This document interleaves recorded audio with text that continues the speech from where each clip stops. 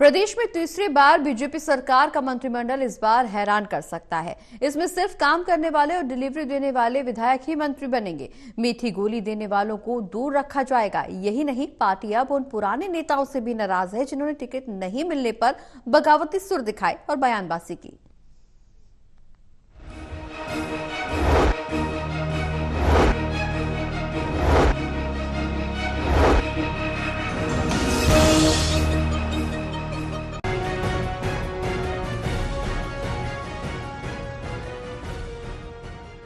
ये तो सबको पता है कि प्रदेश के नामित नए सीएम और मंत्रिमंडल के करीब 10 मंत्रियों को 17 अक्टूबर मंगलवार को पंचकुला में भव्य समारोह में मंत्री पद की शपथ दिलाई जाएगी। अब ये भी जान लीजिए कि इस बार काम करने वाले मंत्रियों को ही मंत्री पद की शपथ दिलाई जाएगी।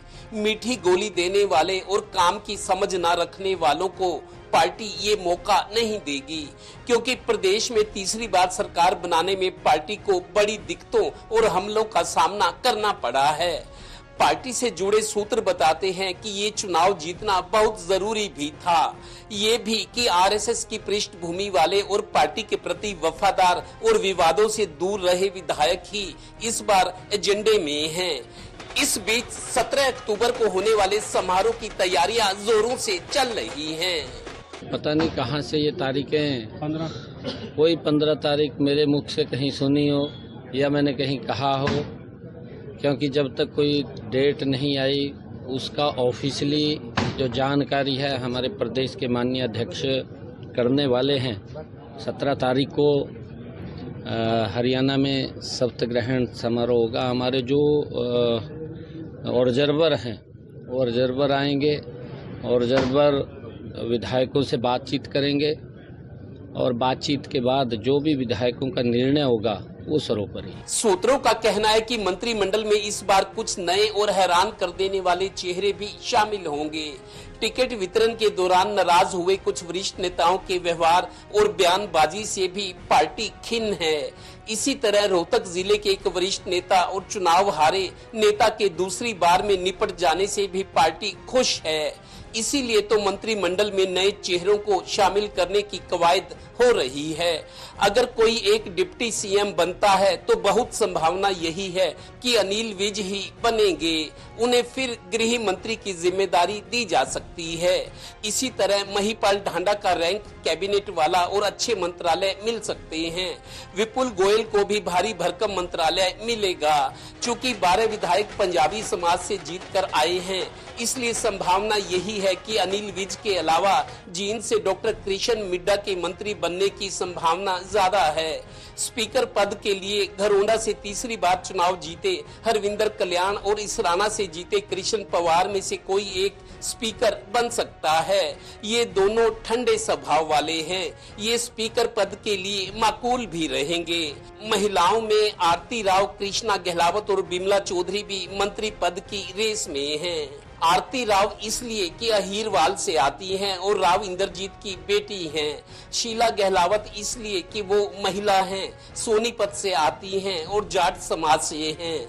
कुरुक्षेत्र के शाहबाद से जाकर नरवाना में चुनाव लड़ने वाले मनोहर लाल के चहेते कृष्ण बेदी भी मंत्री बन सकते हैं। वैसे एससी समाज से उनका विकल्प बावल से जीते डॉक्टर कृष्ण कुमार भी हैं। गुरुग्राम के बादशाहपुर से जीते राव नरवीर सिंह का मंत्री बनना तय है, क्योंकि पार्टी राव इंद्रजीत की मोनोपली नहीं देखना चाहती। ठीक वैसे जैसे 2014 के विधानसभा चुनाव में जीतने पर अंबाला में अनिल विज के अलावा तब इसी जिले के नारायणगढ़ से मनोहर लाल ने नायब सिंह सैनी को विधानसभा चुनाव लड़वाकर मंत्री बना दिया था। इसी तरह 10 साल तक सीएम सिटी रहे करनाल से इस बार शायद कोई मंत्री बनाया जाए। मंत्री पद की लॉबिंग में लगे एक पंडित जी का भी चांस कम ही है। फरीदाबाद से विपुल गोयल के अलावा बल्लभगढ़ से दूसरी बार चुनाव जीते मूलचंद शर्मा भी मंत्री पद की रेस में हैं। चलिए इंतजार कीजिए 17 अक्टूबर मंगलवार का। वैसे चुनावी नतीजे भी मंगलवार 8 अक्टूबर को ही आए थे। गौरतलब है कि जिस जिले से कोई मंत्री नहीं बन पाया और वजनदार विधायक है, उसे चेयरमैन बनाकर सरकारी सुविधाओं, सरकारी बड़ी गाड़ी, गनमैन, स्टाफ चंडीगढ़ या पंचकुला में कोठी और खर्चा सब मिलेगा। इसके अलावा मंत्रिमंडल में मंत्री का 1-2 फ्रेम खाली भी रखा जा सकता है ताकि भविष्य की जरूरत पूरी की जा सके। यस, आप ठीक सुन रहे हैं कि प्रदेश में तीसरी बार सरकार बनाने के बाद बीजेपी अब आउटडेटेड नेताओं से किनारा करके सिर्फ काम करने वाले और डिलीवरी देने वाले विधायकों और मंत्रियों को ही मौका देना चाहती है ताकि विपक्ष सरकार पर नॉन परफॉर्मिंग सरकार होने की तोहमत ना लगा सके। ये भी कि विपक्ष पर दबाव बढ़ाने के लिए बीजेपी नेताओं ने अभी से कहना शुरू कर दिया है कि 2029 में भी बीजेपी सरकार। सहयोगी श्रीनिवास के साथ Devendra Kathoria, total news, Panipat bureau.